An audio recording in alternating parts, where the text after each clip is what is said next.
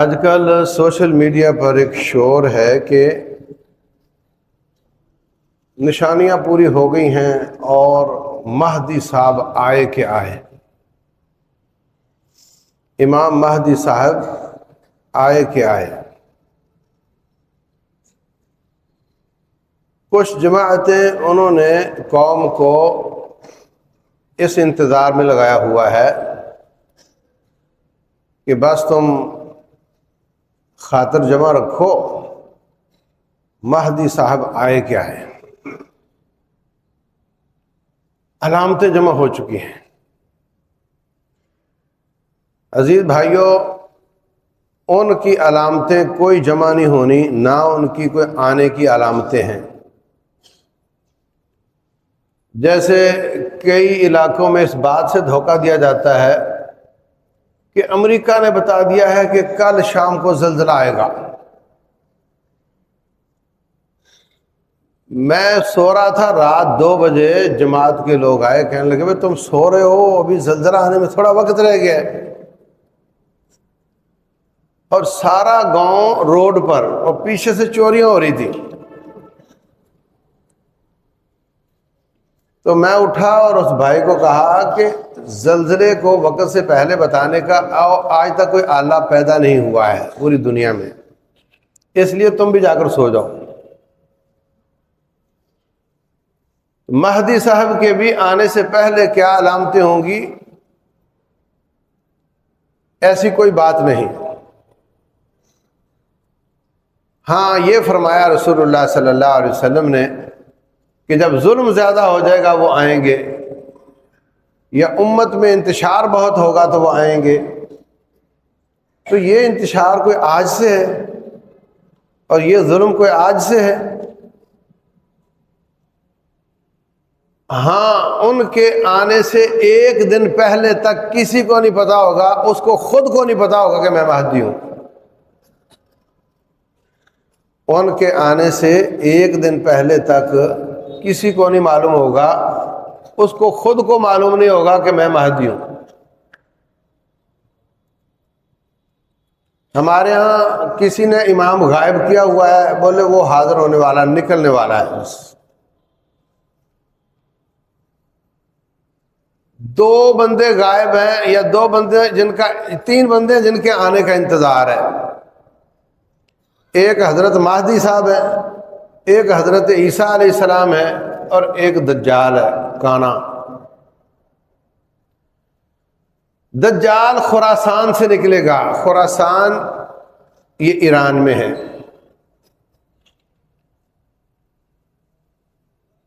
ویسے علاقہ وسیع ہے، ایران سے باہر بھی ہے۔ رسول اللہ صلی اللہ علیہ وسلم نے فرمایا یتبعہ، اس کی پیروی سب سے پہلے جو کریں گے وہ 70,000 اصفہان کے یہودی کریں گے۔ اصفہان ایران میں ہے اور وہاں یہودی اس وقت 70,000 سے زیادہ موجود ہیں۔ دوسرا بندہ حضرت عیسیٰ علیہ السلام ہے، انہوں نے دمشق کے سفید منارے پر اترنا ہے۔ وہ منارہ ابھی موجود ہے، اور وہ کسی مسجد کا منارہ نہیں ہے، وہ صرف منارہ ہے۔ یہاں ایک بھائی موجود ہیں جو دیکھ کر آئے اس کو، انہوں نے وہاں آنا ہے۔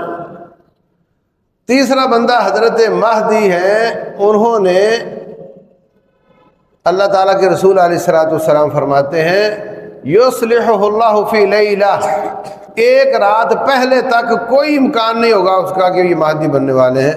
ایک رات میں اللہ ان کی اصلاح کر کے ان کو قیادت کے لیے تیار کرے گا، اور ان کا نام میرا نام ہوگا، ان کی ولدیت میری ولدیت ہوگی، میری نسل سے ہوگا۔ ناک تھوڑا کوہان کی طرح اونچا ہوگا، معمولی سا، اور پیشانی ان کی تھوڑی چوڑی ہوگی، بال تھوڑے کم ہوں گے ماتھے پہ، چوڑے ماتھے والا، اونچی ناک والا، میری نسل سے ہوگا، اور ان کی بیعت ہوگی بیت اللہ کے پاس، اور وہاں سے جائیں گے۔ حضرت عیسیٰ علیہ السلام شام میں ہوں گے، پھر وہ بھی شام میں ہوں گے، اور حضرت عیسیٰ ان کے پاس آئیں گے۔ نماز کا وقت ہوگا، حضرت عیسیٰ فرمائیں گے ہاں وہ کہیں گے کہ آپ اللہ کے رسول ہیں، آپ نماز پڑھائیں، اور حضرت عیسیٰ کہیں گے کہ نہیں، آپ اس امت کے امیر ہیں، آپ نماز پڑھائیں، حضرت عیسیٰ ان کے پیچھے نماز پڑھیں گے۔ اس وقت جو شور ہے وہ زیادہ یہی باور کروایا جا رہا ہے کہ یہ جو ہے نا ہمارا پڑوسی ملک یہاں سے نکلنے والا ہے، وہ ایسا کوئی چانس نہیں۔ جن جن لوگوں کے آپ کو نام معلوم ہیں، وہ جماعتوں کے امیر ہیں یا جہاد کے قائدین ہیں، ان میں سے وہ کوئی نہیں، وہ غیر معروف بندہ ہے۔ ایک رات میں اللہ تعالیٰ اس کی اصلاح کر کے اس کو اس منصب پر قائم کرے گا، اس سے پہلے اس کا کوئی شہرہ نہیں ہوگا، اور ان کی قیادت میں بہت بڑا قتال ہوگا، اور اس قتال کے نتیجے میں بہت زیادہ لوگ مریں گے اور شہید بھی ہوں گے، اور اس کے بعد وہ دنیا پر حکومت قائم کریں گے۔ 7 سال ان کی حکومت رہے گی۔ یملأ الارض قسطا کما ملئت جورا، زمین کو انصاف سے ایسے بھر دیں گے جیسے یہ ظلم سے بھری ہوئی ہوگی۔ ظلم کے بعد آئیں گے، اور ظلم تو بہت ہے اس وقت،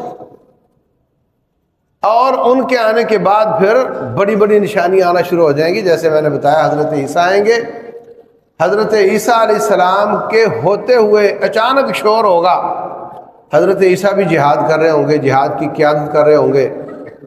اِن من اہل الکتاب الا لیؤمنن بہ قبل موتہ، تمام اہل کتاب ان پر ایمان لا چکے ہوں گے، کوئی عیسائی یہودی نہیں رہ جائے گا، سب مومن ہو جائیں گے، اور وہ دجال کو قتل کریں گے، صلیب کو توڑیں گے، اور خنزیر کو ختم کریں گے، خنزیر ختم ہو جائے گا۔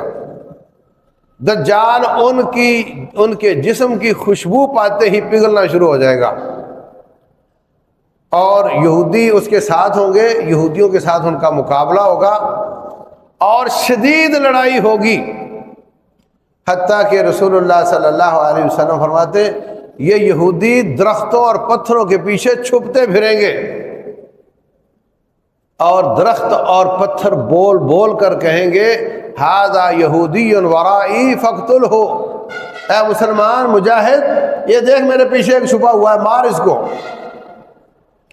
الا الغرقد، سوائے غرقد کے درخت کے، فإنہ من شجر الیہود، یہ یہودیوں کا درخت ہے، یہ نہیں بولے گا کہ میرے پیچھے کوئی چھپا ہوا ہے۔ آپ نیٹ پہ غرقد لکھیں، غین را 2 نقطے والا کاف، تو وہ درخت سامنے آ جائے گا۔ کثرت کے ساتھ اسرائیلی بو رہے ہیں اس کو، کیونکہ یہ ان کا درخت ہے، اور اس کے علاوہ ہر چیز بول بول کر بتا رہی ہوگی کہ میرے پیچھے یہودی چھپا ہے، اس کو قتل کرو۔ اور یہ مار کے سب حضرت عیسیٰ علیہ السلام کی قیادت میں ہو رہے ہیں، حضرت مہدی کی قیادت میں، ان کی بڑی قیادت ہے، اور جہادی قیادت حضرت عیسیٰ علیہ السلام کے پاس ہے، اور ان کے ہوتے ہوئے پھر دجال آئے گا، اور اس کے ساتھ مقابلہ ہوگا، اس کو قتل کر دیا جائے گا۔ اس کے بعد پھر رب ذوالجلال فرمائے گا اے عیسیٰ میں ایسی قوم کو چھوڑنے جا رہا ہوں جن کا آپ مقابلہ نہیں کر سکتے، تو آپ طور پر چڑھ جائیں۔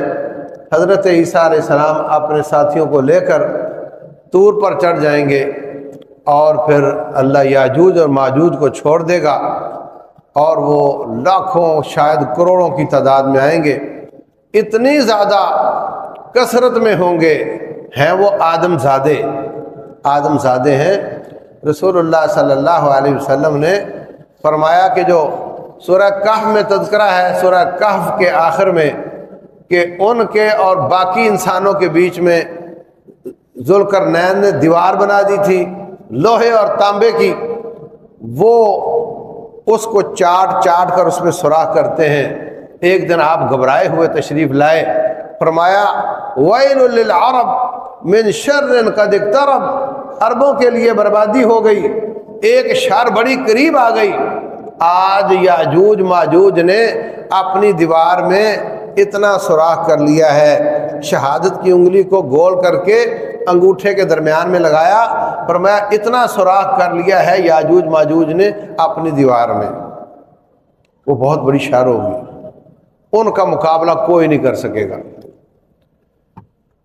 اور رسول اللہ صلی اللہ علیہ وسلم فرماتے ہیں وہ اس سوراخ کو بڑا کرتے ہیں اور کہتے ہیں لو تھوڑا سی گنجائش رہ گئی ہے، ہم باہر نکل سکتے ہیں، اب تھک گئے ہیں، کل آ کر اس کو بڑا کریں گے، اور انشاءاللہ نہیں کہتے، اور وہ صبح آتے ہیں تو سوراخ دوبارہ بند ہو جاتا ہے، پھر سارا دن لگا کر پورا کرتے ہیں اور پھر وہ بند ہو جاتا ہے۔ جب اللہ تعالیٰ کی طرف سے اجازت ہوگی، ان کو انشاءاللہ کہنے کی توفیق ملے گی، پھر وہ انشاءاللہ کہیں گے تو پھر وہ سوراخ دوبارہ بند نہیں ہوگا، بڑھتا جائے گا اور وہ باہر نکل آئیں گے، کسی کو نہیں چھوڑیں گے۔ رسول اللہ صلی اللہ علیہ وسلم فرماتے ہیں بحیرہ طبریہ کے پاس سے گزریں گے، یہ سمندر ہے چھوٹا سا، اور وہ اس کا پانی پی پی کے ختم کر دیں گے، اور آخری لوگ ان کے گزریں گے تو کہیں گے یار یہ پہاڑوں پہ نشان بتاتے ہیں کہ یہاں کبھی پانی ہوا کرتا تھا، اور دنیا پوری پہ تباہی مچانے کے بعد پھر وہ کہیں گے لو جی دنیا والے تو مار دیے ہم نے، اور وہ جنگ تیروں کمانوں والی ہوگی، تلوار خنجر والی ہوگی۔ اس کا مطلب ہے اس سے پہلے ہیوج ڈسٹرکشن ہو چکی ہوگی۔ یہ جتنی آپ کو ڈیولپمنٹ نظر آتی ہے اور جتنے یہ کمپیوٹر سسٹم اور بجلی سے چلنے والی ہر چیز ختم ہو چکی ہوگی اس وقت، تیر تلواروں کے ساتھ لڑائی ہوگی، اور پھر وہ کہیں گے کہ دنیا والے تو مار دیے، تو اب کیا کریں؟ اب اوپر بھی کوئی شاید مخلوق ہو، اس کو مار دے ہیں، تو وہ اپنے تیر آسمان کی طرف پھینکیں گے اور وہ تیر خون آلود ہو کر واپس آئیں گے اللہ کی حکمت سے، اور وہ کہیں گے لو جناب اب تو اوپر والے بھی مار دیے ہم نے۔ تو پھر اللہ تبارک و تعالیٰ ان کی گردن پر ایک پھوڑا نکالے گا، وہ ایسے مریں گے جیسے بجلی بند ہونے سے سارے شہر کی بتیاں بند ہوتی ہیں، ایک دم مریں گے۔ حضرت عیسیٰ علیہ السلام کو رب بتائے گا کہ وہ مر گئے، وہ نیچے اتریں گے، چپا چپا جگہ، کوئی بالش جگہ خالی نہیں ہوگی جہاں ان کی سڑان نہ ہو، اتنی کثرت سے ہوں گے۔ تو حضرت عیسیٰ علیہ السلام رب سے دعا کریں گے یا اللہ ہم کہاں بیٹھے، یہاں بیٹھنے کی جگہ ہی کوئی نہیں۔ پھر اللہ تعالیٰ پرندوں کو بھیجے گا، وہ ان کو اٹھا کر کے نامعلوم مقام پر لے جائیں گے۔ اس کے بعد اللہ تعالیٰ اتنی بارش نازل کرے گا، اتنی بارش نازل کرے گا کہ ایک دم زمین کو دھو کر کے رکھ دے گا، اور اس کے بعد اتنا اناج نکلے گا، جو طور پر تھے انہوں نے بڑی تکلیف کاٹی ہوگی۔ طور پر کارخانے تو نہیں لگے ہوئے، طور پر کھیتی تو نہیں ہوتی، تھوڑا بہت اناج ان کے پاس ہوگا، ختم ہو جائے گا، بہت پریشانی کے دن گزاریں گے۔ پھر نیچے اتریں گے، بارشیں آئیں گی تو بہت زیادہ برکات نازل ہوں گی۔ رسول اللہ صلی اللہ علیہ وسلم فرماتے ہیں ایک بکری کا دودھ ایک مجموعہ لوگوں کا پی لے گا تو ان کو کافی ہو جائے گا، ایک گائے کا دودھ ایک جماعت پی لے گی تو ان کے لیے کافی ہو جائے گا، ایک انار ایک جماعت کھائے گی تو ان کا پیٹ بھر جائے گا، اور اس کی کھال کے نیچے، انار کی کھال کے نیچے وہ سایہ حاصل کر سکیں گے، اتنی برکات نازل ہوں گی۔ تو اس کے بعد اگلی علامات قیامت ہیں۔ بتانا میں یہ چاہتا تھا کہ یہ جو مہدی صاحب آئیں گے یہ آنا ان کا برحق ہے، مگر وہ بتا کر نہیں آئیں گے۔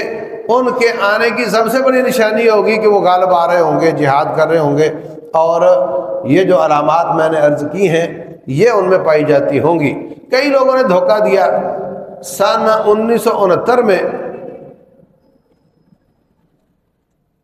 حرم پاک میں آ گیا جناب ایک آدمی، کہنے لگا میں مہدی ہوں، چلو میری بیعت کرو۔ ان کے ساتھیوں نے بیعت کر لی، جو حاجی نظر آیا قتل کرنا شروع کر دیا۔ 17 دن طواف رکا رہا،